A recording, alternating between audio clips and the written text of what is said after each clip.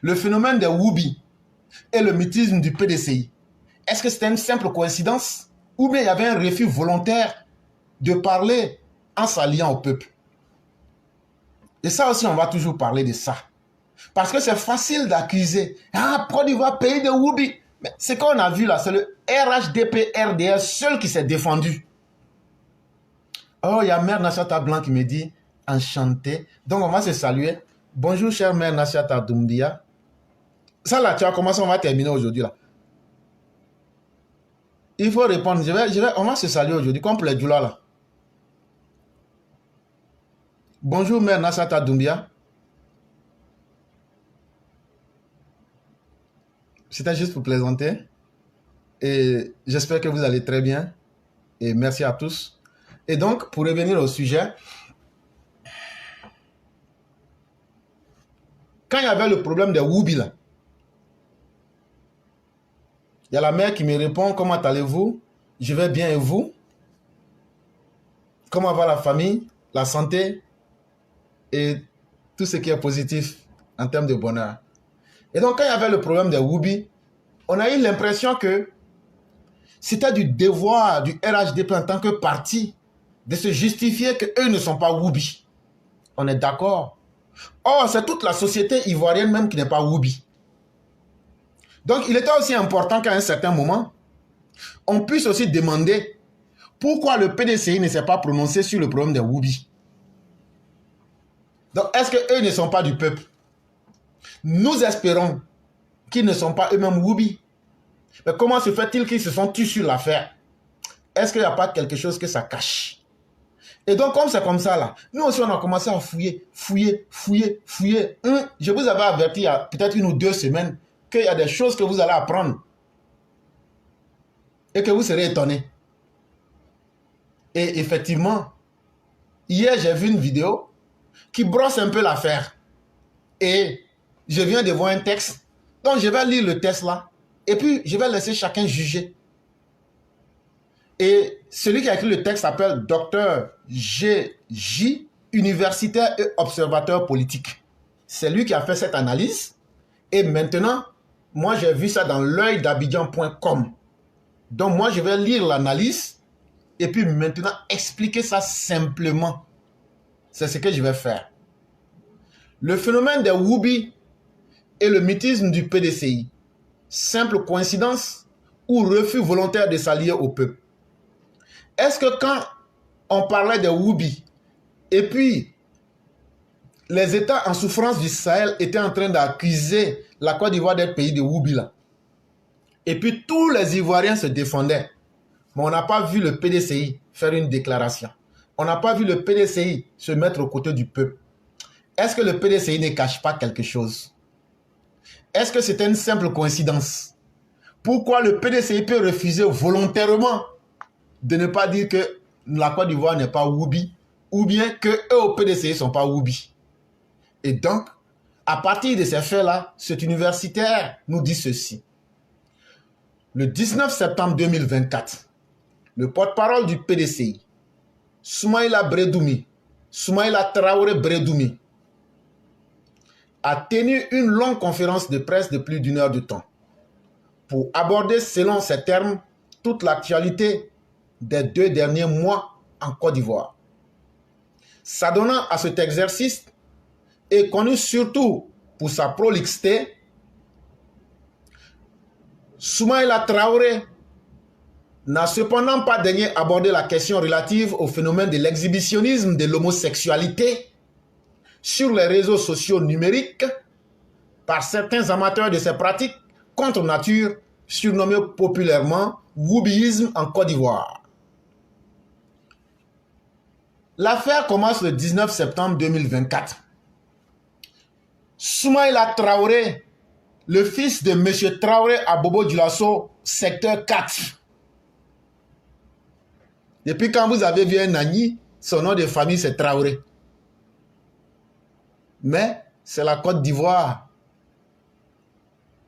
de l'inversion des valeurs. Le 19 septembre 2024, le porte-parole du PDCI qui s'appelle Traoré Soumaïla Bredoumi sort, il fait une conférence de presse très longue, plus d'1 heure du temps. Il parle de tout. Alors qu'en ces moments-là, affaire de Woubi, là, c'était chaud dans le pays. Non, chaud de ce chaud, c'était ça. Mais lui, il n'a trouvé pas utile de parler de ça. Il n'a même pas touché ça. Est-ce que ça ne vous paraît pas bizarre? Face à ce phénomène pourtant, c'est la quasi-totalité du grand public ivoirien qui a marqué son refus de la pratique publique de l'homosexualité en Côte d'Ivoire. Tellement les gens n'aiment pas les Woubi. Les gens demandent au président Ouattara, est-ce que tu as une fois dit tu n'aimes pas? Nous, on était obligés d'aller chercher les propos du président Ouattara pour dire depuis l'époque de Mathusalem, depuis l'époque d'Adam et Ève, le président Ouattara, voilà ce qu'il avait dit. Il dit il n'aime pas. Il dit de pas dedans. Il dit on ne reconnaît même pas ça chez nous. Après encore, le porte-parole du gouvernement. Pardonnez, le vieux, j'ai oublié de te dire, quand j'ai les nouvelles là, on dit le prochain conseil des ministres là, c'est le 20. C'est le 20. Ça ne sera pas demain. Oh. On dit il faut que tu te reposes un peu. Parce que toi, on te connaît, il ne faut pas venir ici, tu vas traîner enfant des gens. Donc là, ça, j'avais oublié. Il faut que je te dise, on dit que ça sera le 20. Pardon, il faut laisser enfant des gens, ils vont se reposer. Non, pardon, toi-même, il faut te reposer. Parce que tu n'aimes pas te reposer. Non, pardon, il faut te reposer cette fois-ci là. Hein? Ça, j'avais oublié. Donc, au moment où tous les Ivoiriens se sont levés pour dire qu'on ne veut pas de l'homosexualité en Côte d'Ivoire et que tous les Ivoiriens défendaient, le gouvernement ivoirien était obligé de sortir. Il y a M. Mamadou Touré qui est sorti. Mamadou Touré, là, lui, le porte-parole adjoint du gouvernement. Ça veut dire, si le ministre Amadou Koulibaly n'est pas là, c'est Mamadou Touré qui est là. Mamadou Touré est sorti, il a parlé. Les gens disent, on a compris. On a compris, joli garçon. Toi, c'est moi, on connaît. Toi, quand tu es là, tu ne veux pas être ça. Toi, on comprend pour toi. Il n'y a pas de problème. Toi, on sait. Après lui encore, il y a le ministre de l'Intérieur qui est sorti. Yacouba. Et le jour qu'il est sorti là, si tu veux là, si j'arrive à Abidjan, il faut m'attraper. Le jour qu'il est sorti là, le général Vagono il avait des morceaux de vipère grillés dans sa poche. Il avait des morceaux de vipère grillés dans sa poche. Avant de venir, lui aussi il est venu. On lui dit c'est bon, Mamadou Touré a parlé. Il dit non, je ne peux pas laisser. Il dit je ne peux pas laisser. Il dit cette affaire-là, non, il faut que je parle dedans. On dit mais pardon, il ne faut pas manger les morceaux de vipère bien cuits à l'huile rouge là. Il ne faut pas manger ça devant les gens lors de la conférence. Il a respecté sa parole. Il a respecté sa parole. C'est le ministre de l'Intérieur. Ouais. Je sais que tu peux même venir à l'aéroport pour dire que je n'ai qu'à montrer les morceaux de vipère que tu avais dans ta poche là. Je vais appeler les xénophobes contre toi. C'est là que tu vas comprendre. Les xénophobes et puis les gourous vont régler ton cas pour moi. Ça, c'est juste pour lui signifier tout mon amour. C'est quelqu'un que j'aime beaucoup. Et donc, mais pour être plus sérieux, M. Mamadou Touré a parlé. Il est venu, il a expliqué. On a fait sortir les articles pour montrer la position du président. Le ministre de l'Intérieur, Vagono, est venu encore, il a parlé. Après encore, il y a le porte-parole du gouvernement encore qui est venu encore, qui a parlé de ça. On ne peut pas être plus clair que ça. Nonobstant ce fait populaire et non anodin dans les us et coutumes du peuple ivoirien, le vieux parti a décidé de ne pas s'exprimer sur la question. Mais après tout ce qui a été fait, qu'est-ce qu'on constate? Le PDCI ne s'est pas prononcé et le PDCI n'a jamais pris le temps de donner une position claire face à l'affaire. Eux qui aiment beaucoup parler de tout ce qui ne va pas en Côte d'Ivoire. Est-ce à croire que le problème des Woubi là, ce n'est pas quelque chose qui agresse nos coutumes et nos lois en Côte d'Ivoire? Est-ce à croire que c'est une bonne chose? Eux qui sont si prolixes, eux qui aiment beaucoup parler, eux qui voient le mal en tout. Ah, votre IDH est mauvais. Ah, j'ai peur pour le peuple. Ah, vraiment, les routes sont biodégradables. Est-ce qu'à faire de Woubi là, c'est bien, mais c'est pas bien? Mais pourquoi vous n'avez pas dit votre part pour dire que ce n'est pas bien? Et le fait qu'ils n'ont pas parlé de cela, ça nous a amené à nous demander, et si le mal se trouvait ailleurs? Est-ce que ce silence-là ne veut pas dire quelque chose? Ce sont les analyses du monsieur que je suis en train de prendre. On se souvient pourtant de l'opposition farouche en 2021 des groupes parlementaires EDS et PDCI au projet d'adoption d'une loi contre les discriminations et les orientations sexuelles. Loi qui pourrait, selon eux, être une porte ouverte au mariage homosexuel en Côte d'Ivoire. Pourtant, avant que Tidiane Thiam ne soit président du PDCI, en 2021, le gouvernement avait voté une nouvelle loi. J'espère qu'on se comprend, hein? J'espère qu'on se comprend.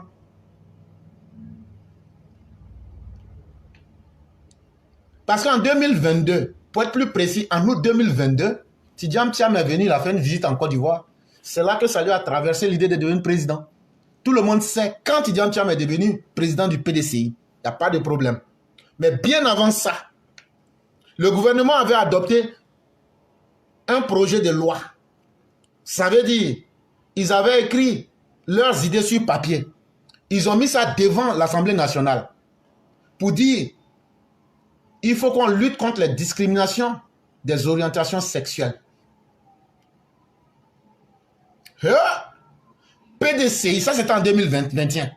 PDCI et puis EDS, le parti de Laurent Gbagbo, là, ils sont sortis, ils disent aux Ivoiriens, vous voyez, c'est le président Ouattara avec les gens du RDR, RHDP là.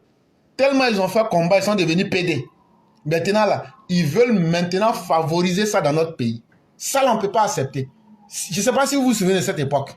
Ça c'était en 2021. Mais bizarrement, en 2024, eux ne peuvent plus parler de l'homosexualité. Eux ne peuvent plus parler de l'homosexualité. Ça veut dire qu'il y a quelque chose qui a changé. Et qu'est-ce qui a changé? Voilà où se trouve toute la question. Et donc, en 2021, quand tu voyais les députés PPACI, qui se font appeler EDS, et les députés PDCI, dire que la loi en projet, ou si vous voulez, le projet de loi pour lutter contre les discriminations des orientations sexuelles, ils sont allés pour dire ça pourrait être une porte ouverte au mariage homosexuel en Côte d'Ivoire. On dit il n'y a pas de problème. Bon, la loi, on ne vote plus. On laisse tomber. Mais 4 ans après, on se demande bien ce qui a changé dans le PDCI pour que les instances du PDCI jouent la carte du mutisme face à l'homosexualité en Côte d'Ivoire. Là où aujourd'hui la société ivoirienne fait bloc contre le wubisme, le PDCI a disparu, ils ont perdu leur langue. Pour des gens intelligents, comme le docteur et universitaire JG, qui a parlé dans l'Observateur politique et qui a été repris dans l'œil d'Abidjan.com, cette question mérite tout son sens. Qu'est-ce qui a changé? Quelqu'un dirait, nièce bon sens, violente question. Le 7 août 2024. Et ce qui a changé là, pour que les gens du PDCI aujourd'hui ne puissent pas parler de l'homosexualité ou du wubisme, on vous donne des dates et des faits, sans juger et sans interpréter, pour que vous-même vous utilisez votre esprit pour comprendre. Quand on fait ça en philosophie, on appelle ça la maïeutique. Ça veut dire toi-même, ton esprit va accoucher la vérité quand on met les faits devant toi. En 2021, c'est eux qui disent qu'ils sont contre l'homosexualité et qu'eux ne veulent pas voir de mariage ou bien en Côte d'Ivoire. 4 ans après, la Côte d'Ivoire est malmenée sur les réseaux sociaux et on veut coller à la Côte d'Ivoire l'étiquette de pays Woubi. Et le PDCI refuse de se prononcer sur la question. On se demande donc, en 2021, 2022, 2023, pourquoi on en arrive à 2024? Les 4 années là, il y a quoi qui a changé pour que le PDCI devienne mieux aujourd'hui? La réponse se trouve le 7 août 2024. Il y a un magazine qu'on appelle le Financial Times Et tout le monde sait que c'est la Bible de l'économie mondiale. Financial Times, là, c'est comme la Bible de l'économie mondiale. C'est un journal anglais. Eux, ils ont publié sur leur site internet. Et voici ce qu'ils ont écrit. Tidjane Thiam loses blackmail case against former housekeeper.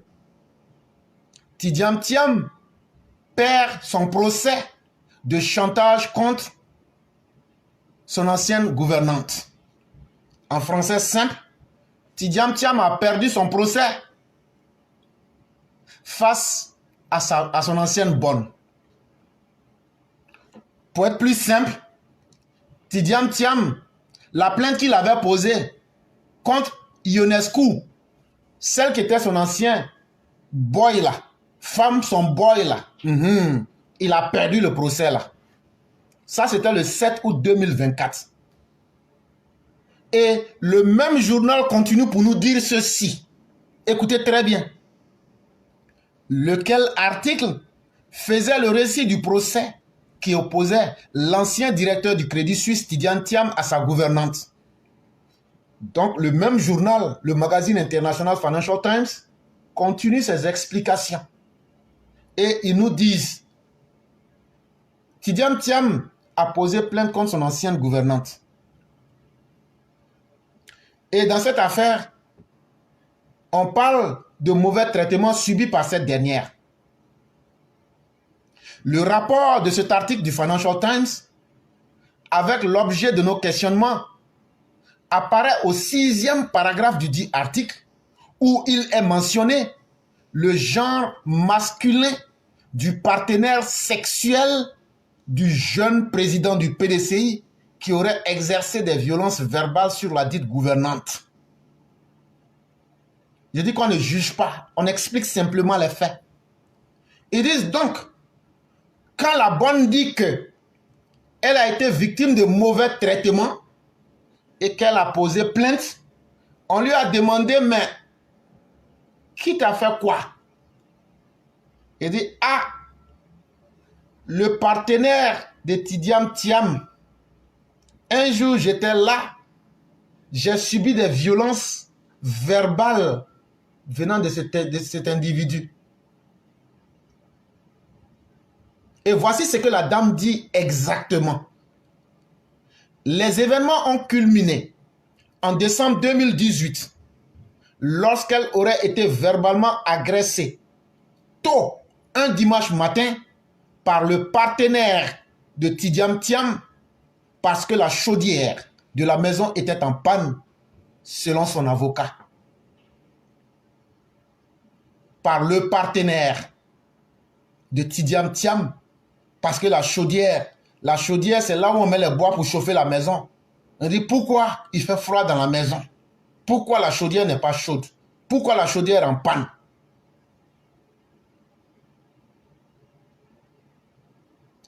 Avec ce détail non anodin, pour tous ceux qui comprennent français, à vous-même de réfléchir et de vous poser les questions que vous devez vous poser.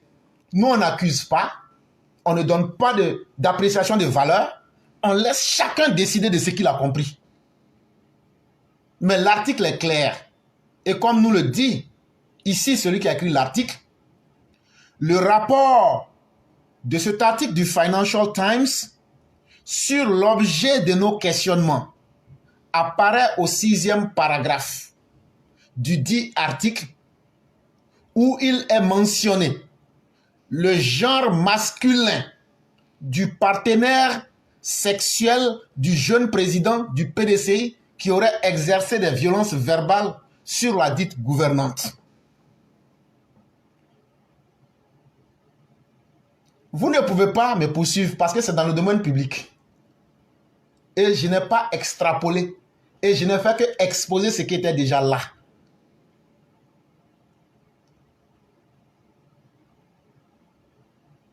Et donc, voilà toute la réalité qui est en face. Est-ce que Tidjane Thiam est homosexuel? À vous-même de vous faire votre idée. Est-ce qu'il n'est pas homosexuel? À vous-même de faire votre idée. Mais nous nous exposons les faits sans état d'âme. Ce qui est écrit dans le journal, c'est ce que nous évoquons ici. Et donc, si Tidjane Thiam n'est pas homosexuel, il peut poursuivre le journal Observateur politique.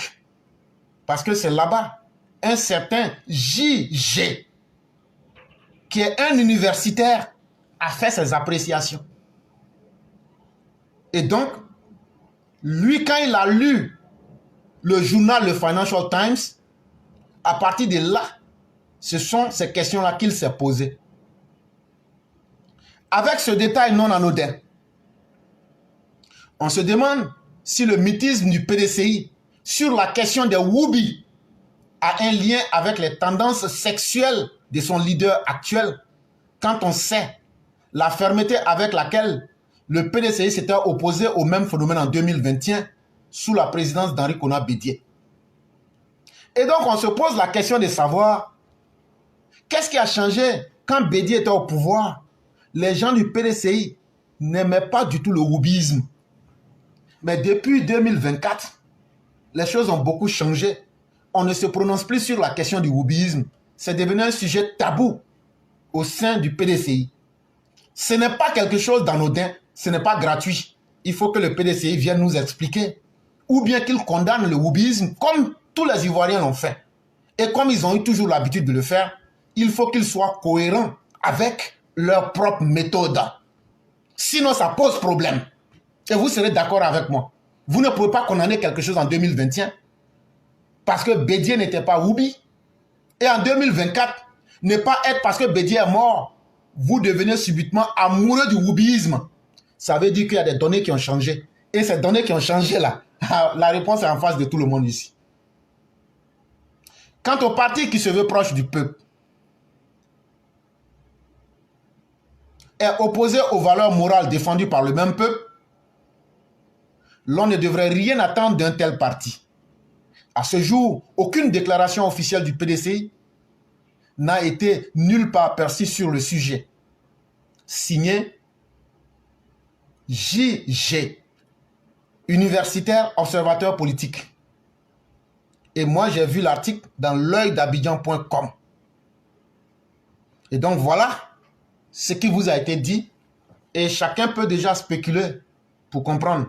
On ne va pas guider quiconque. Mais quand on met les faits, les uns et les autres peuvent comprendre. Mais en plus de cela, on a aussi vu une nomination bizarre au sein du PDCI. Tout récemment, une nomination très bizarre. Et il y a quelqu'un qui en parle. Et cette personne nous révèle qu'il y a des scandales sexuels dans la haute direction du PDCI. De quoi est-ce que cet individu parle réellement? Et nous allons pousser les opposants. C'est le RDR RHDP qui s'amuse avec vous. Nous, on va vous pousser pour mettre votre dos au mur et puis serrer vos cols. C'est le RHDP qui se laisse, vous les poussez au mur. Sinon, là, nous, on a les armes là pour vous contraindre. On va prendre vous-même vos propres armes pour vous contraindre. Et donc, il sera. Si vous ne venez pas sortir pour nous dire que le PDCI est contre le woubisme, ça veut dire que vous êtes contre les valeurs de la société ivoirienne que vous défendiez auparavant. Et donc, ce que tu défendais avant, quand tu n'as plus le courage de défendre cela, ça veut dire que tu as changé. Et pourquoi vous avez changé? C'est donc le PDCI qui est aujourd'hui, par son silence, en train de faire la promotion du woubisme en Côte d'Ivoire. Et ça, il faut qu'on en parle. Et il faut que le PDCI se prononce. Et nous avons confiance au PDCI que vous allez sortir ici pour condamner le woubisme. Sinon, ce serait faire preuve de contradiction. En 2021, vous luttez pour ne pas que la loi, le projet de loi qui devrait lutter contre les discriminations des orientations sexuelles, et vous dites que vous n'aimez pas le mariage homosexuel en Côte d'Ivoire, mais en 2024, vous êtes muet et incapable de parler. Non, non, non. Ayez le même courage que vous avez eu et sortez pour parler. Sinon, votre silence peut être interprété comme un encouragement à ce phénomène-là. Et donc, on va se demander qu'est-ce qui a bien changé à votre propre niveau. Et ici, à travers cette nomination, il y a quelqu'un qui sort, mais qui, au-delà de la nomination, nous fait des propos qui sont un peu étonnants. Parce qu'il nous parle d'un problème lié aux orientations sexuelles de la haute direction du PDCI. De quoi est-ce qu'il nous parle?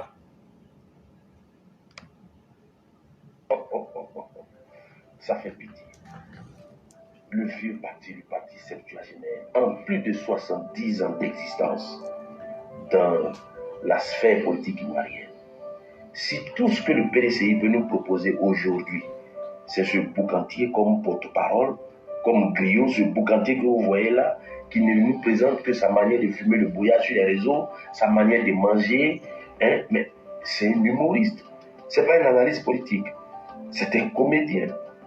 Il vaudrait mieux qu'il s'inscrive à Bonjour 2025 qui est en train de se préparer. Ce qui m'a intéressé, en réalité, ces contenus sont tellement vides d'essence que ça n'intéresse personne. Ça n'intéresse même pas l'opinion nationale. Mais ce qui m'a intéressé particulièrement, c'est que ces 2 derniers mois, il s'est acharné tellement sur le ministre Amédée que j'ai voulu voir un peu s'il y a de la suite dans ses idées. Mais en réalité, c'est un voyou. En réalité, c'est vraiment quelqu'un qui n'a rien à nous proposer en termes d'argumentaire. En réalité, qui perd même notre temps. Quand tu cliques sur sa vidéo, tu en ressors totalement abruti. Et c'est celui-là que le PDCI va utiliser comme porte-parole sur les réseaux sociaux ou bien comme griot. Mais honte à eux. Honte à eux alors. Honte à eux. Sur les 2 derniers mois, il a produit plus de 6 contenus contre le ministre Amédée, sans compter les anciennes vidéos qu'il a tenues. Mais on se demande, mais qu'est-ce qu'Amédée a pu bien refuser à cet enfant, à ce jeune boucantier qui amateur de désir philistin, hein? Peut-être que, en fait, en réalité, ce genre de personnes sont des rapaces de couloir, des rapaces de couloir, des rapaces de couloir qui se cherchent en fait un nom dans l'arène politique qu'ils n'auront jamais d'ailleurs. Voyez-vous? Alors, plus de 6 fois en moins de 2 mois, s'attaquer à une personnalité politique de cette manière, mais là, il faut comprendre que si le griot du PDCI a cette posture catégorique vis-à-vis du ministre Amédée, c'est qu'Amédée donne des sueurs froides quand même au PDCI. Il donne des sueurs froides. Mais moi, je veux vous interpeller à d'autres combats. Voyez-vous, il y a par exemple dans votre parti, l'on entend, au sommet même de votre parti, qu'il y a des vices. Il y a des vices et des vices qui créent une certaine dissidence.